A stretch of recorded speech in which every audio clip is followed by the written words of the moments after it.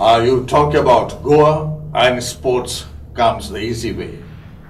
Goa and sports could be the one coin with two facets. And if Goa is synonymous with sports, it's because Goan sportsmen and women have done exceedingly well at the world and even Olympic level. We have Olympian Fortunato Franco, that person, a Goan, who is remembered and who is revered. We had Goan athletes, we had the Sequeiras and so many who have made a mark even in hockey. And recently we have another youngster who rose to the highest point in sports, and that's Olympic. And she has created history in her own way. We welcome Siona Fernandez. Nice to be here with us at the DBTV in Panjim. And you have made history. You have made history not only for the country where you are now in New Zealand, but you also made history for Goa. Because in boxing, I don't think so, we have had any Goan who has reached the Olympic level. Am I right? That's right. Thank you first and foremost for having me on the show. I'm really, really humbled by it. And thanks Jovito for the warm welcome. I don't know about the youngster bit, being 31. Thank you overall. Yes, it has been a roller coaster ride for me to get to this level, but it has been the best ride I've ever had. And being Goan, Yes. I can't deny that.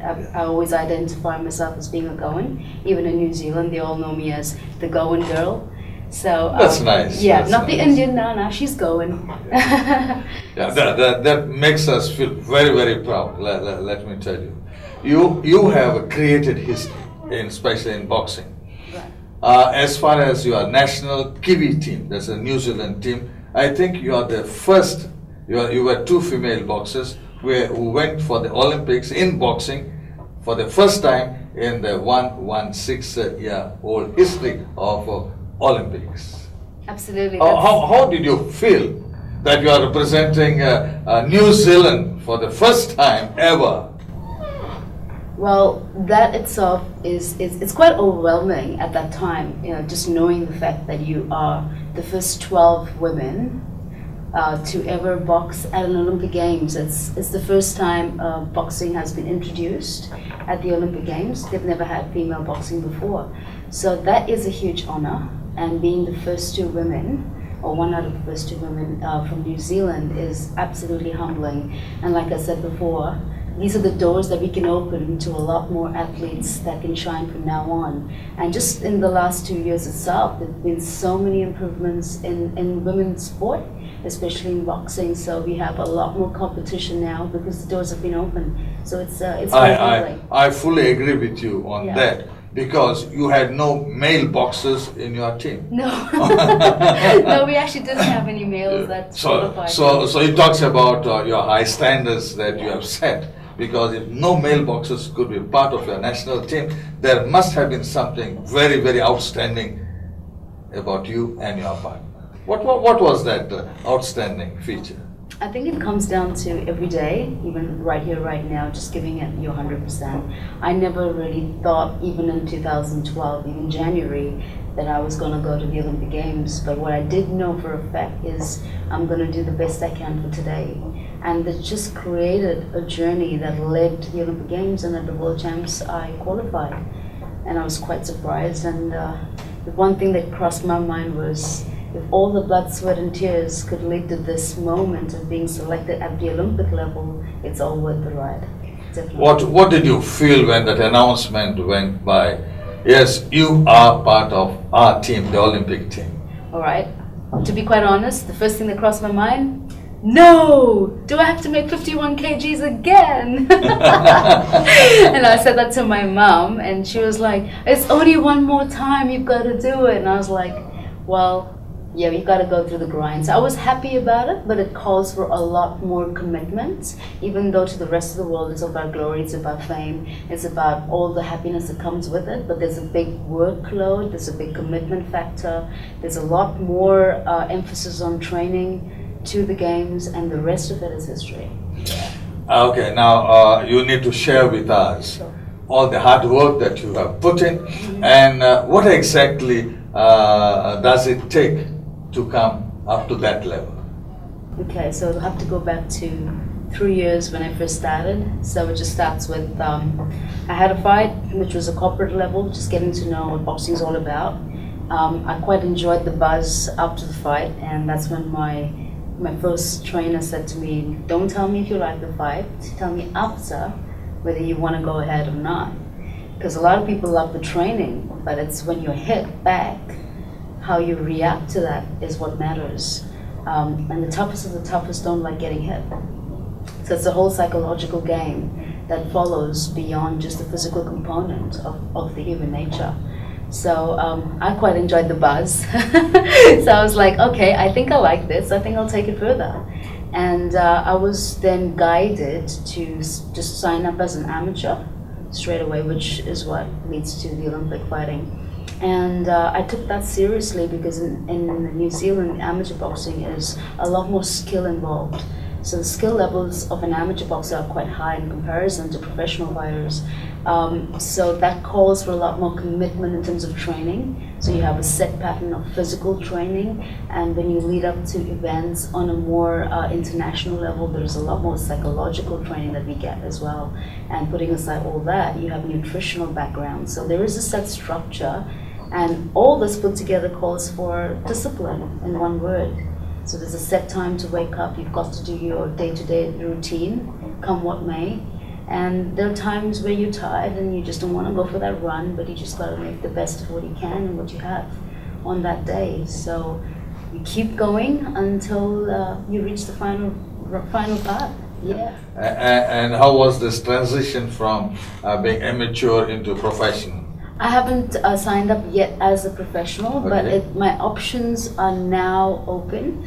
I think going to the Olympics now gives me the opportunity, okay, right, I've been there, I've done it, so I can either go back to doing another Olympic Games, which then ties me down for another 4 years. Are you looking forward for the Brazil Olympics? To be quite honest, I would rather switch to a professional fighting scheme. Because it's going to help me in terms of financial backing up myself. I don't think I could afford to pay for another 4 years of amateur boxing. It's a little bit tough at our side in New Zealand. Is it very expensive? It is an expensive sport because for us the funding is quite limited. Because in New Zealand, a lot of the funding by the government is for rugby. So it's The rugby, I suppose it's the number one sport. It is, and the All Blacks, I think everyone knows the All Blacks when it comes to rugby. So it's a lot of investment in a lot of funding. But then how did you manage with your finances? Well, I worked, and it was passion, very much passion, and so I paid for my passion and From your own pocket? From my own pocket, right that's throughout. great. Yes, That's great, it is great, and you've got to make sacrifices like everyone else. Pay for it, get up to a level that really calls a lot of hard work. So I think when you pay for something, you work harder at it. And do you think that the sacrifice was worth Absolutely, without a doubt, without a doubt. And what support did you get from your parents? Mom and dad? Well, dad's always been a really cool fan of mine. Yo, go dad. It's anything. I went to the army as well. So Is it? Yes. I signed up, and this is crazy. I signed up as a territorial soldier for the New Zealand Defence Force. And for how long did you? I did that. I was active for about 2 years. Is it? Yeah, and that's a territorial force, so you can Okay. have best of both worlds. Yeah. But the army training by itself in the camp, in the base, was about 3 months straight up without a break. Okay.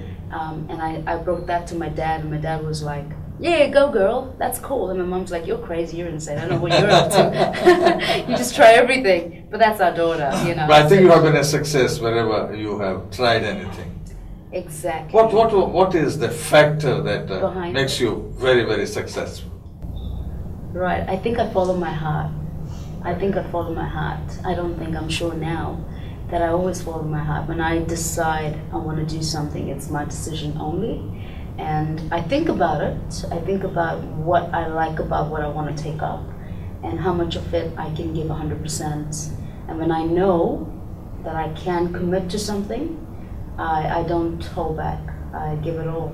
despite the It's odds. 100%. It's 100% commitment, or it's not. And you were born and brought up in Goa. Absolutely. And then you migrated along with your parents.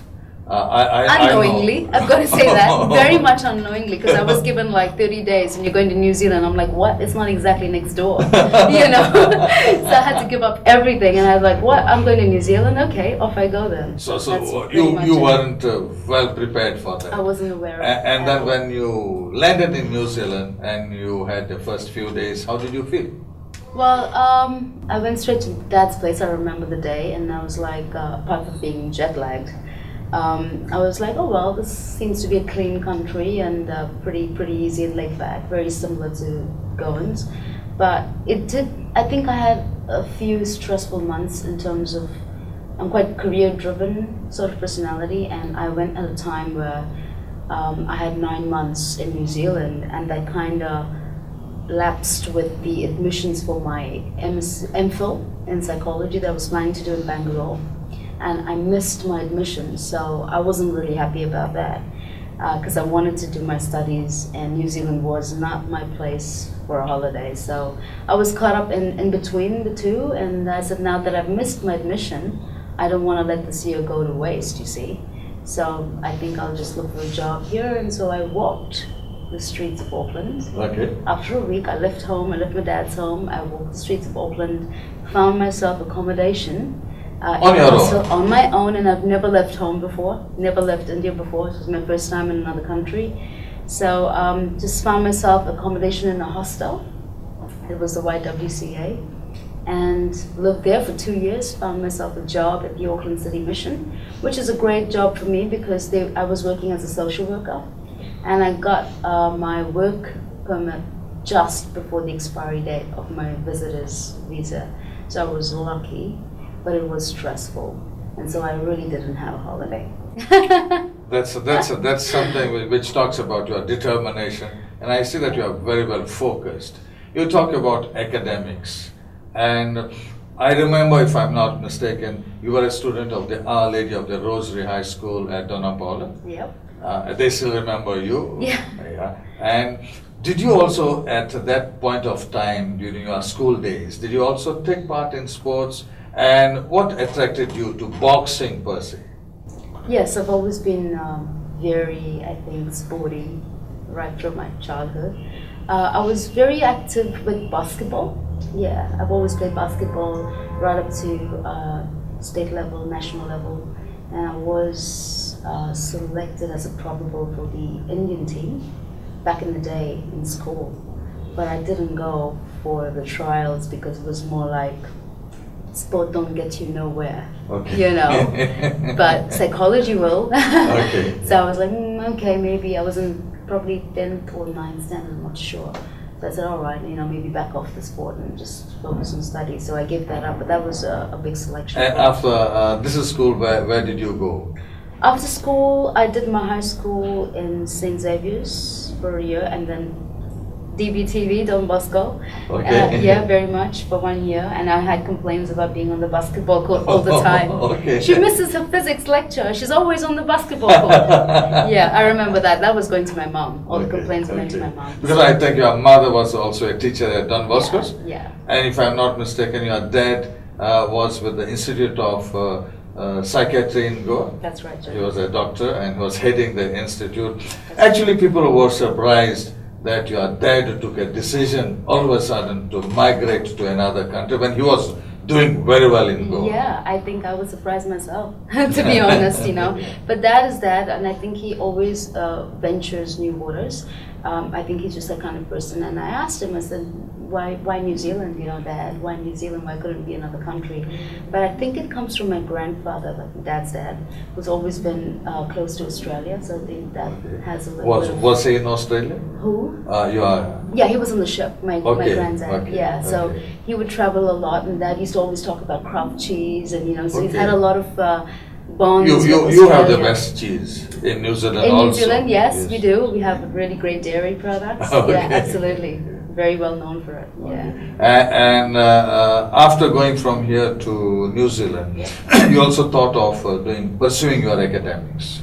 So Yeah. what did you do exactly? Well, when I went to New Zealand, it was a hard ride for me because it's completely changing your life from one country to another. And how did you make those adjustments? Okay, it's just, it's just the same thing. If you're determined at one thing, you're going to be determined in another thing. You're just in a different country, so you've got to pull pieces together from that country and make it work for you. And I think that's the best way to work with life. You can't always get what you want, but you can always do what you have, make the best of what you have, and build your path from there. And for me, it was more like, okay, I've got a job now, so that's a tick in the box. As soon as I did that, I signed up for the army, and that was another tick in the box, which then opened up horizons because, okay, wow, I'm in the army, I've learned a lot more skills. I know a lot more about myself as a person, and I think it's fantastic for anyone, getting into some sort of training like that because you get to know what patience really is, tolerance really is, how to battle your psyche. It's amazing, it's great training, so I enjoyed that. That went on for about 2 years, and I decided that I was not much of a social worker. So I said, well, I wished I could make a career in the fitness industry, and that was always my dream, even as a young girl. And my dad was a doctor, and my mom was like a teacher / she's got a law degree. And I was like, Mom, I wish I could make a career in sport. Is it? Yes, always have been, even as a little girl. So she knows that. But in India, it's probably not looked as high regard as in terms of overseas. And I can see why. It's because overseas have a lot more development around the sporting industry. And coming to India, coming to Goa, I've had a few conversations with the Boxing Association, for instance, and the committee, which do have a few loopholes in their structure for the athlete, and a big part of that is the conditioning for the athlete. I mean, they have good facilities, as in boxing bags and gloves, but it's not always about hitting the bag, it's about conditioning your athlete to hit that bag. And I think that big component of fitness is missing in Goa. How different would it be, the conditioning in Goa, for example, and New Zealand, what you have undergone? Well, conditioning is a big factor to any athlete for any sport. And that's the big difference, I think, in sport in India and sport overseas. With conditioning, there's a huge component of nutrition. There's a big component. You cannot be conditioned optimally for your sport without the right carbohydrates or the proteins to help you develop your stamina for that sport. And in saying that, Jovito, that's exactly the conversation I had with the Goa Boxing Association, and they don't seem to have that little component factor here. They have everything else, and I think that's very important to develop. It's like saying, okay, go hit that bag and I'll feed you sorpatel. No, you can't. For lunch. It's like, I don't think that's going to work for our boxers. Do you think it's going to work? I don't think so. You still the thought of sorpatel. Do you still have it? Back in my mind. Okay. Well, yes, of course I do. Mom made one before I left, actually, so Okay. I finished that for Christmas. Okay, that's nice. Yeah, but we have a moment. Yes. When you're in training, you're in training. And there's a routine you got to maintain, and it's for your own good. If I eat sorpa, then I have to train the next day. I'm gonna spew, or I am gonna train the max. And the coaches don't care; they will get you to finish your session. So if you've made a mistake, you got to be responsible enough not to have that. But you switched over to boxing in New Zealand. Yes. So you started in New Zealand. That's correct. Okay. And you made that mark in such a short span of time. Yes, very much so. How could? It's almost a miracle, I suppose. Well, a lot of people ask me that, and I think it really comes down to focus, and it comes down to exactly what I said. If I make a commitment to something, for me to make that decision, I'm going to be an amateur fighter, was something that I thought about, whether I have what it takes, am I determined enough to beat the odds. I probably am going to have a lot more to learn because I've never done this before. These thoughts did cross my mind, and am I willing to do all this? And I was, yes, I am. I think I had a lot of energy then to focus on something that needed it, that was calling for it. And I said, well, this seems to be the way. So And how many hours would you have to put in on a daily basis, more or less? I think on an average would be about three hours minimum.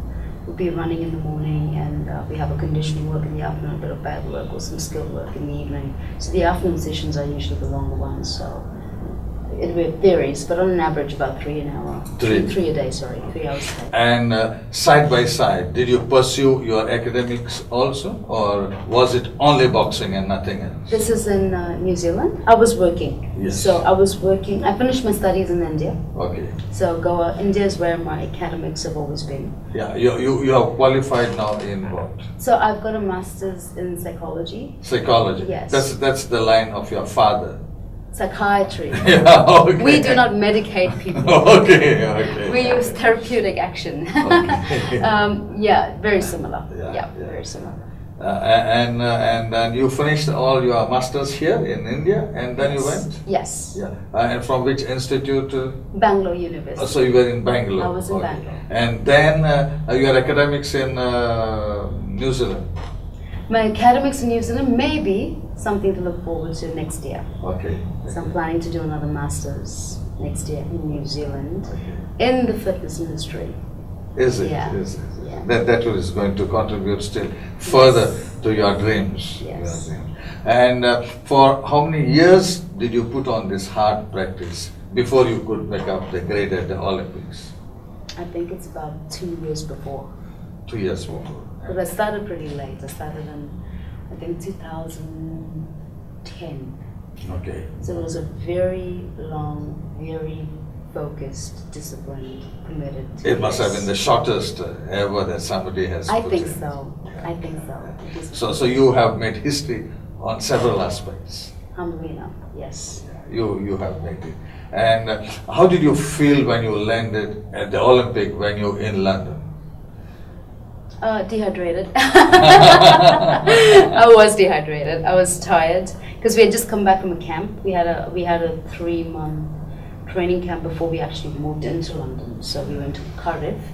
There was a lot of training, a lot of focus, a lot of sparring, just conditioning all the athletes. So there's a lot of work that goes in before you actually get into the village, and it's for every discipline.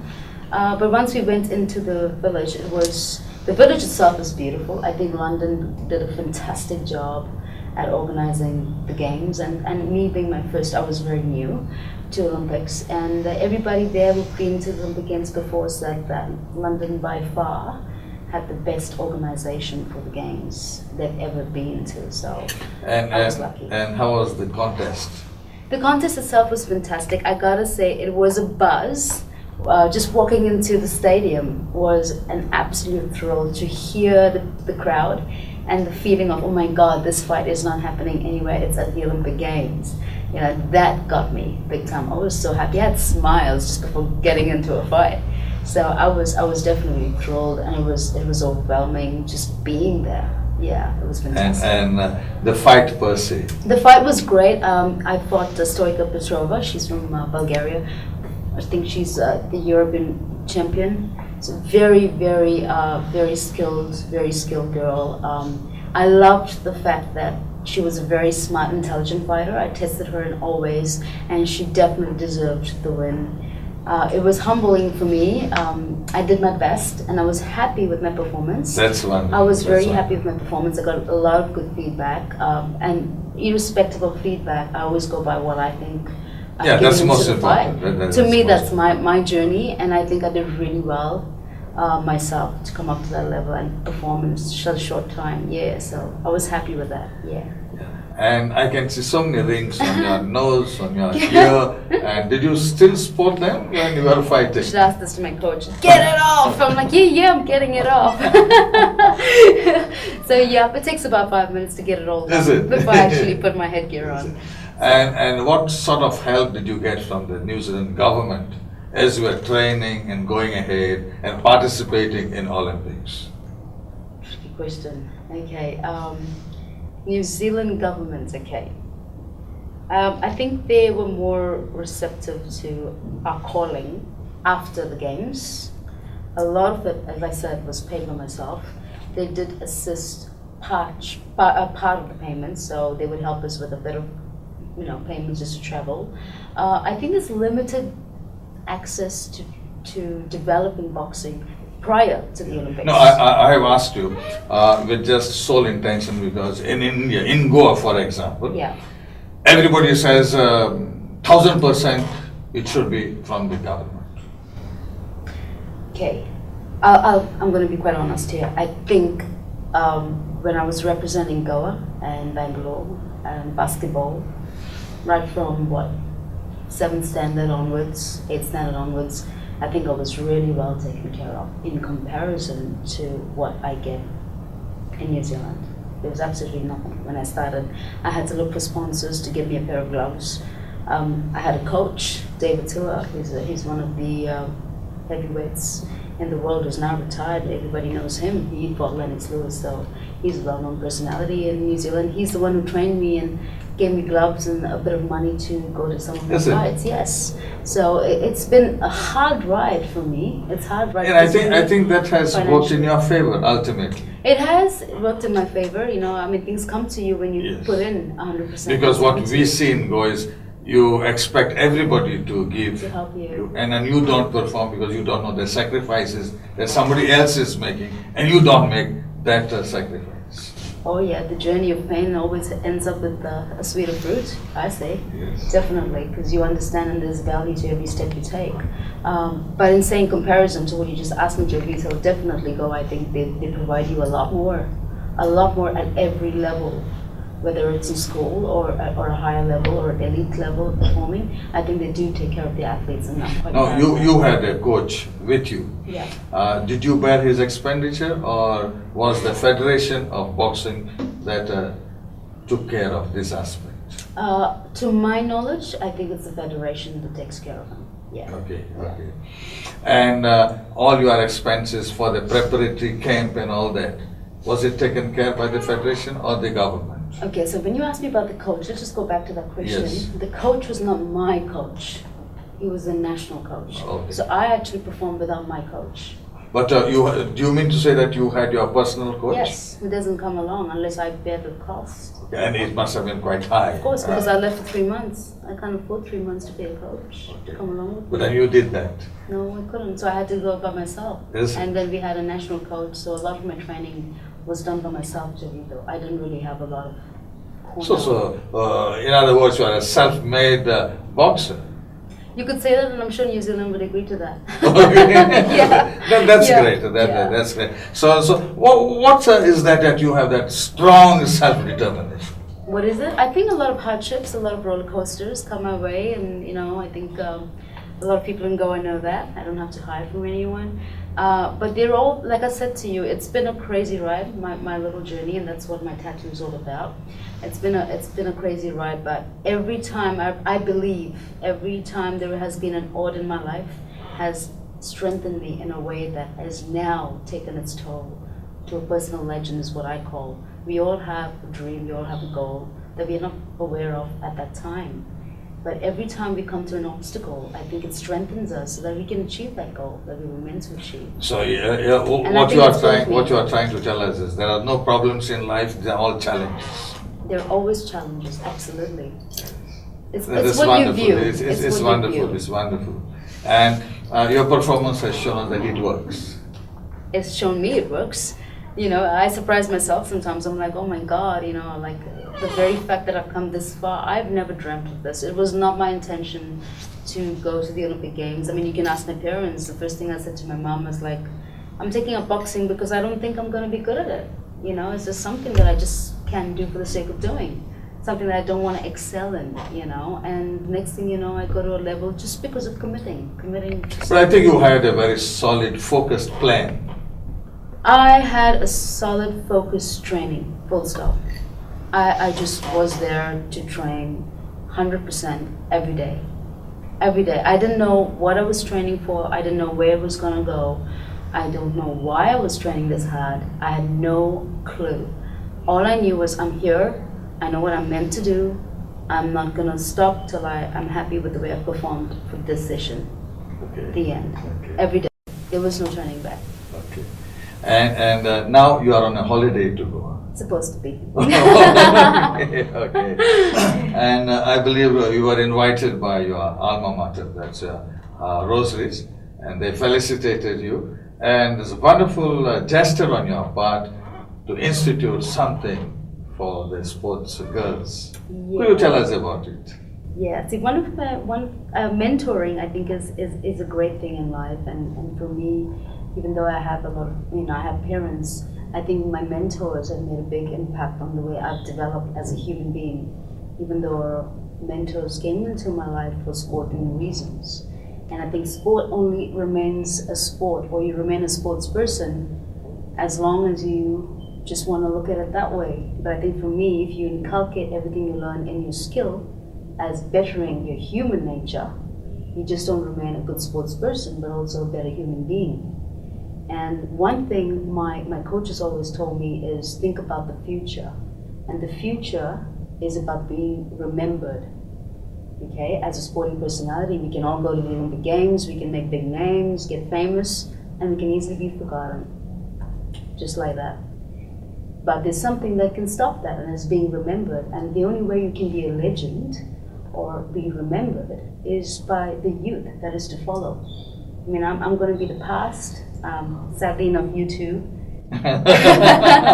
it's the little ones that are going to be the future. And so I think being invited by my school was the great opportunity I had to talk and to explain to them my journey, and hopefully they get inspired so that they will be inspired. Yeah. And they will remember you because you left something for them. Yes, and so I've decided to give them a scholarship, not to the ones that already win, not to the ones that got the medals, but to the most improved athlete in any discipline of sport in the school, which means you gotta go and join a sport, sign up for something that you think you do well, and I don't care where you start from, but I just want the teachers to keep an eye on how much you put in every day to improve from your starting point to where you're at the end of the year. I think this is one aspect that many of us forget in sports, also to make you a better human being in the end. And I think you have done it absolutely fantastic, absolutely fantastic. Thank you, Joe. But I'm sure you have the genes of your parents in that. I can't deny that. Otherwise, I'll be supernatural. That's great, I tell you. And now that we have another Olympics coming, are you also looking for it? No. I thought I was, but I don't think I am. I think I'm going to go back to a bit of dancing. I think I have a lot to give back. I still remember Bharatanatyam or something like that. Yeah. You picked up at school. Yes, I learned in Kala Academy when I was 7. Okay, and you proceeded quite far. Yes, I studied that for 17 years. 17 years. That's right, 17 years. It's half my life. It's the classic Bharatanatyam. The classical Bharatanatyam. And you reached up to what stage? So I finished the 9-year training in Kala Academy. That's the course they have there. Okay. So I did a BA, so you get a degree in art, and I got a scholarship through the merit list in Kala Academy that allowed me to study dance anywhere in India. And hey, you don't get this in New Zealand, So to better your skills. So do you still practice and perform in New Zealand? Yeah, I did a performance as soon as I got to New Zealand in 2006. As soon as I landed, I had a show actually 1 month later, and I performed there and I got really good feedback and reviews, and that was it. I didn't have any more performances after that. I did test a few teachers there, but the styles are quite different, the level and skills are quite different.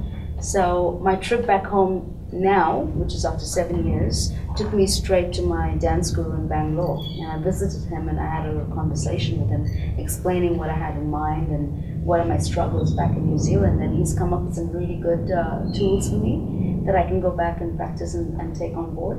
And I can see myself performing. There is a big community, Indian community, and there are many Goans also in New Zealand. It is a minority, but it's the biggest minority community in New Zealand. So there's a whole lot of people there that would love to learn and love the art. So would you pursue Bharatanatyam in New Zealand now? I would like to expose that side of me to, I think, the Western culture, let me say, not just New Zealand, to the Western culture, because they now see the boxer. They can imagine the boxer that the Indians couldn't imagine, you see, or the Goans couldn't imagine. They were like, she's a Bharatanatyam dancer, and basketball player. I can't imagine that, So for them, it's like she's a boxer, not a dancer. So it's nice to bring out that side. But I think there's something to do with the first letter. Bharatnatyam is B, basketball is B, and boxing is another B. Well, I think I'll have to find a man in B now. That will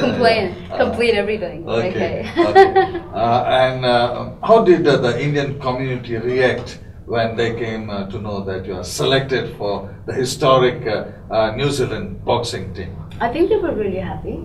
I'm pretty sure, and they were proud that it's quite crazy that we have 2 Indians at the games already. So because they were looking at marrying home as well.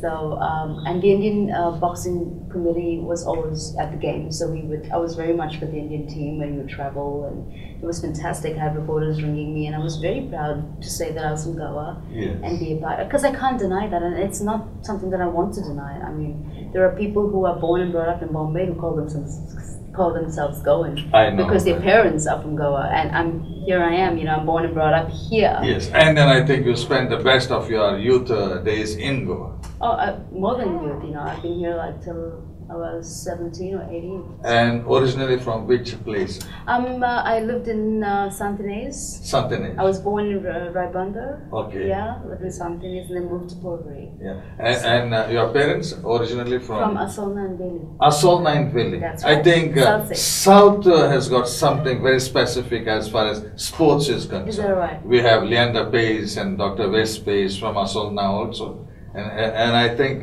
South is more predominant in sports. Not because I am from South State also, but I think that gives you some advantage. Yeah, but I don't think my dad did anything in sport. Okay, no. He's the guy from South. Oh, okay. And your mother? Mom's from South as well. She's from Asolna. Oh, from Asolna. Yeah. And were they sportsmen in their...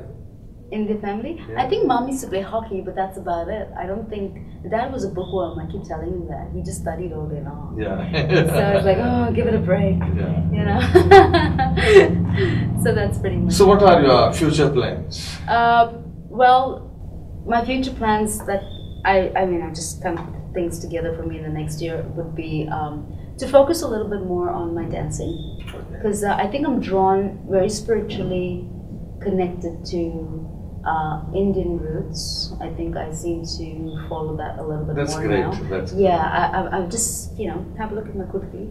Yeah, I just feel like I'm drawn a lot more to the Indian side of myself, and I'd like to bring that out in the Western world. I've come down here for an Ayurvedic course. Yes. So technically I'm not exactly on a holiday, but I'm here to study, and I've done a course which I've just finished yesterday on Ayurveda. So I had treatments and massages because I want to learn, and it's here, right here in Goa. In Saligaon. It's a fantastic center. Yeah. It's a nice, it's a vast science, but I think if you have good knowledge on physical training and nutrition and take on board alternative therapies such as Indian Ayurveda, it's amazing that we've got a culture right here in Goa.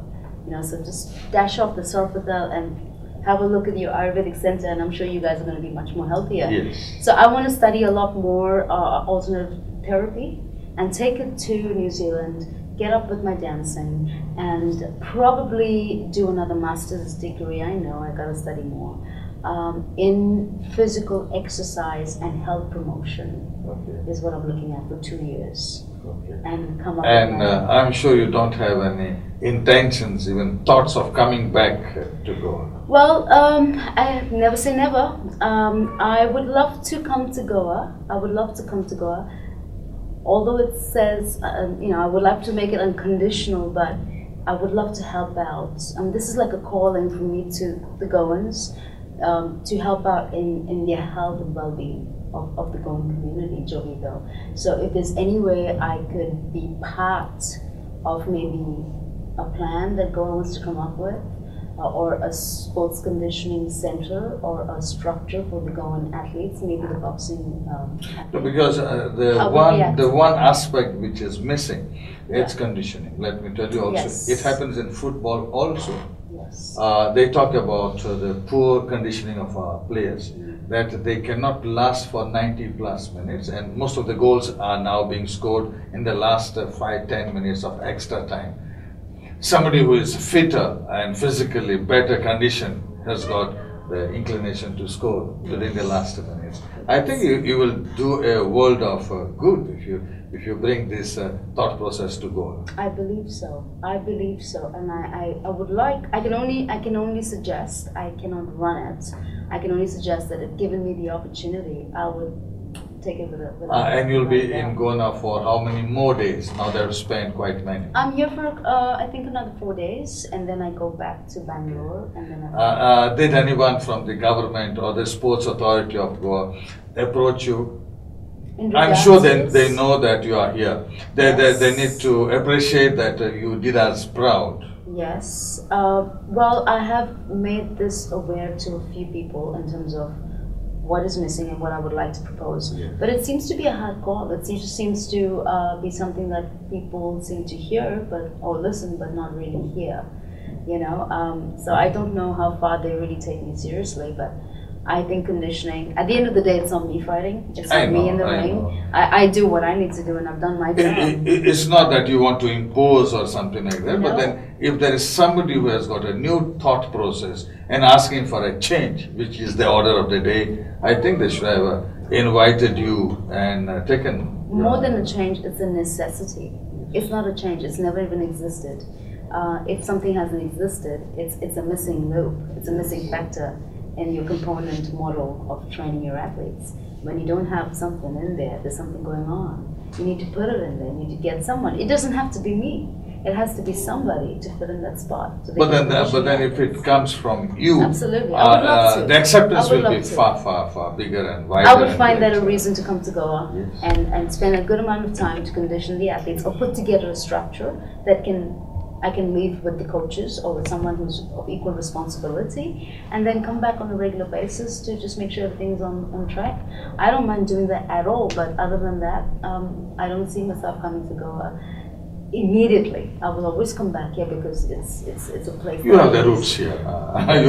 You can't obviously forget. I've got my cousins here. I've got everyone here, so of course, And your house must be still there in Porvorim? It's on rent, but Okay. we have people in there. But it's definitely there, and I've got family here, so I've got my godparents that I'm very close to, Okay.